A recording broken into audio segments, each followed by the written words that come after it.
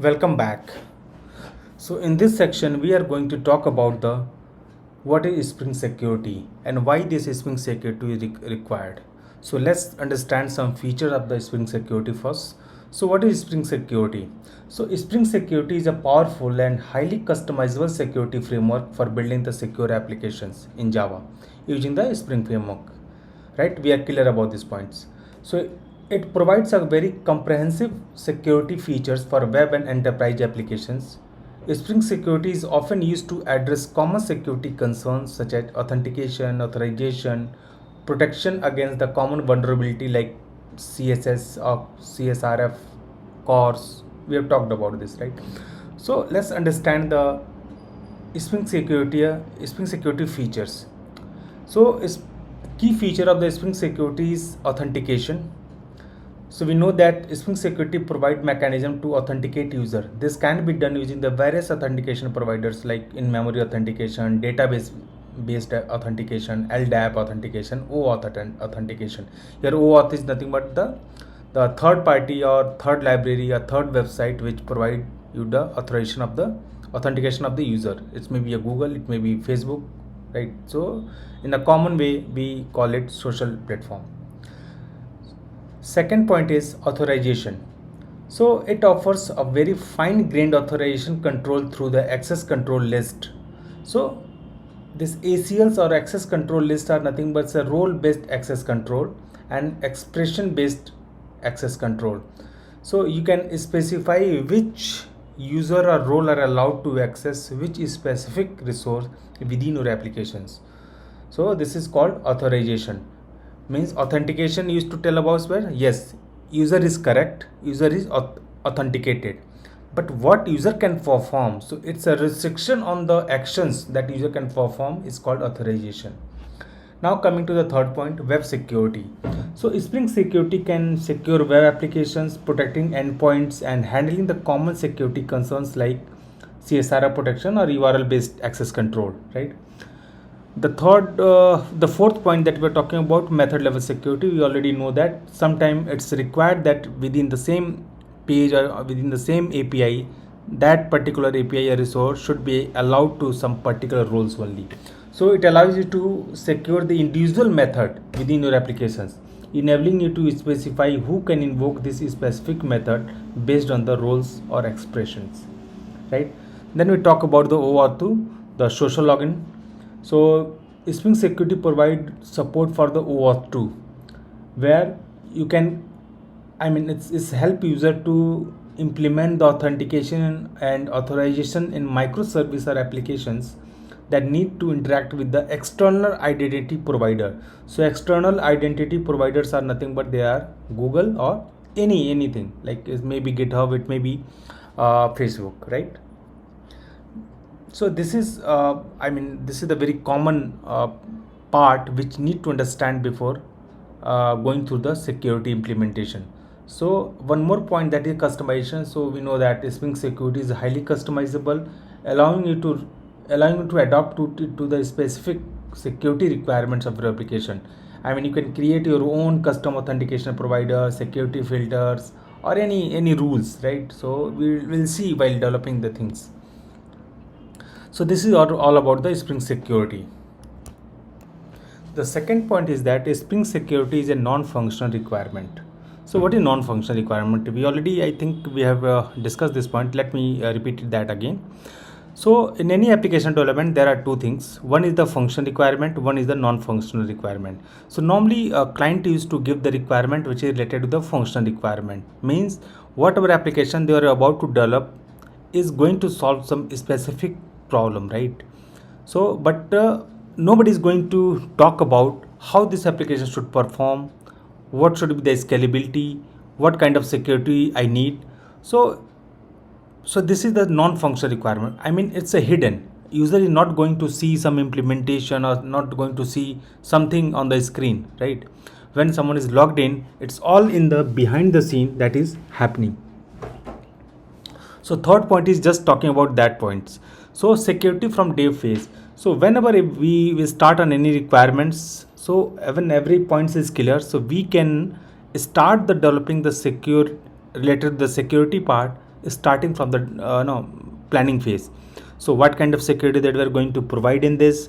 Let's say OAuth 2, we have to provide our own authentication mechanism. What kind of logic that we are going to provide, or it may be platform dependent security, like on how many, how much, how max one user can logged in the same application on different platform. It may be Android, it may be iOS, it may be Windows machine, or it may be MacBook, right? So all these are platforms. So based on that, we can restrict the login. So all these points should be considered in a very beginning phase of the application cycles, development life cycle, right? So this is all about these 3 points. Now coming to the next.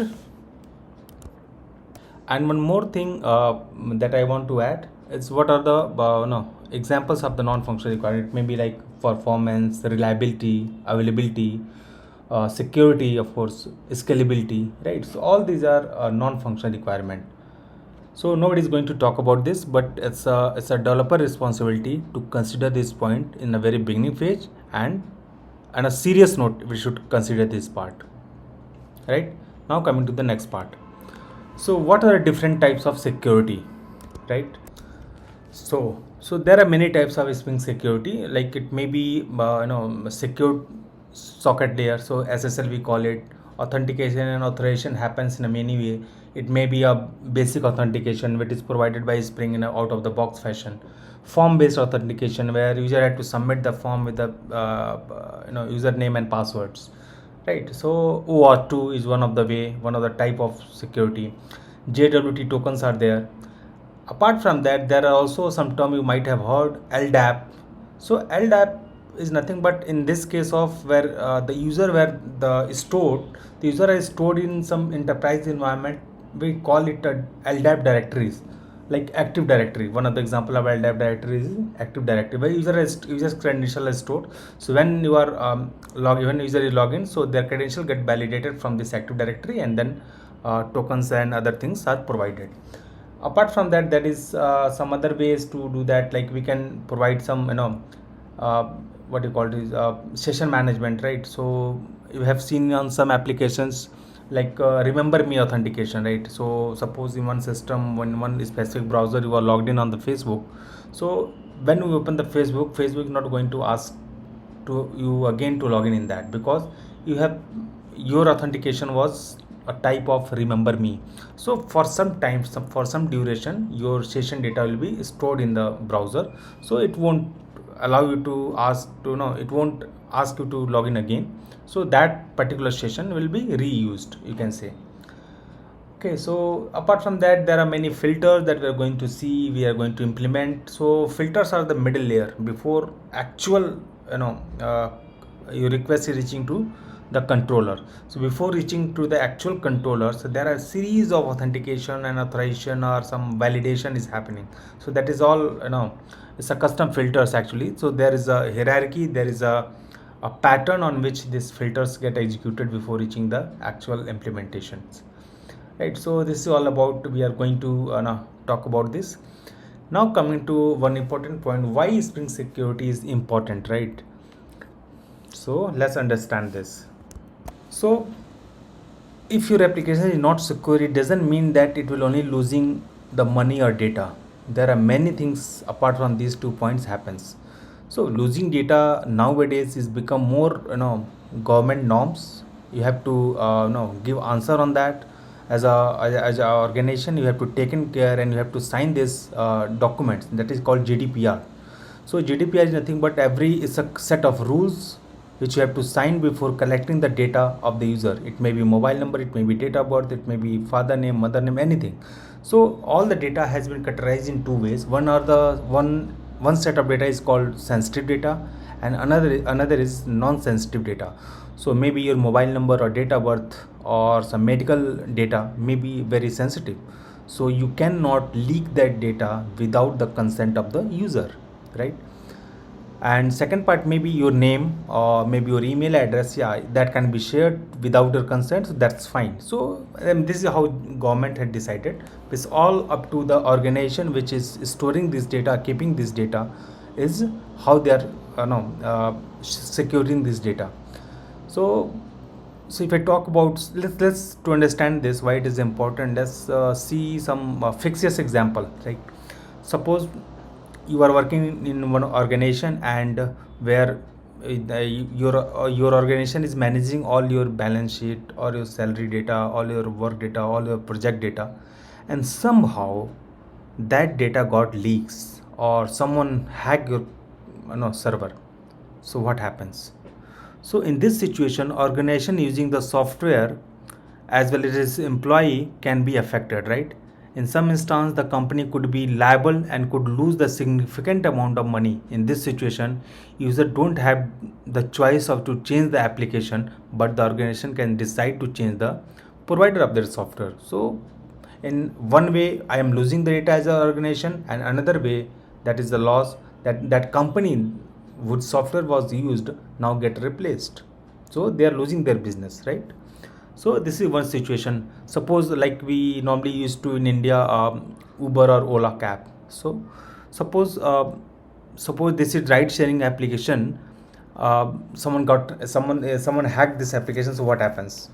So in this, the money, I mean, it's all about the money games, right? So the money is debited from their accounts on behalf of the trips are not theirs. I mean, I have added my cards over there, and when one trip ends, it's get debited from my account. So if something is get debited from my account, but it is not going to deposited or credited in the concerned account, and it is going to somewhere else, so I'm losing my money, right? So I mean, we can understand this. In this, user will probably choose to change the service provider, and the image of the company, developing the application would be dramatically affected. Nobody is going to use the Ola or Uber if that happens. So even if the payment are returned to the affected user, look, I mean, what is the hypothetical scenario? Even the money that I lost is company returning the same amount of money to me. Still, I can't believe or trust your brand, right? So this is the brand trust that gain over the years, 10 years, 20 years, is get lost in just one day, right? So that's why Spring security is very much important, and we should not ignore these points while developing the applications. Okay. So now the sixth point is about the avoiding most common attacks. So I have talked about the broken authentication, session fixation, or CSRF account, this kind of error or course issues. So what happens? Suppose I'm just taking one example of anything like Google Mail, Gmail, or Facebook. Suppose you are logged in on applications, okay? There is one when you navigate from one page to another page, so you will get changed, right? And if you inspect that particular part, so you get like whenever clicking on some action button, so one request used to generate in the request section in the network. So if someone copy that, I mean, it's easily available, anyone can copy that. So if I copy that particular request and I go somewhere else on some other browser, and I hit on that particular request, so if my course is not enabled or not in active mode, it means that I can access without login that particular resource data, that particular data which was that the original user was accessing. That can be accessed again on some other user by some other user, right? So this is called a course issue. So without, if the application is not verifying what is the source of this request, and then this kind of attacks may come to your application. So this is called common attacks or course attacks. So Spring Security avoided these things, and it provided one very simple solution, so that by using that we can solve that issues. So till now we have seen all the theory parts, like what we are going to cover in this whole exercises, in whole session, in this whole course. Now we'll start going through the Spring Security framework now.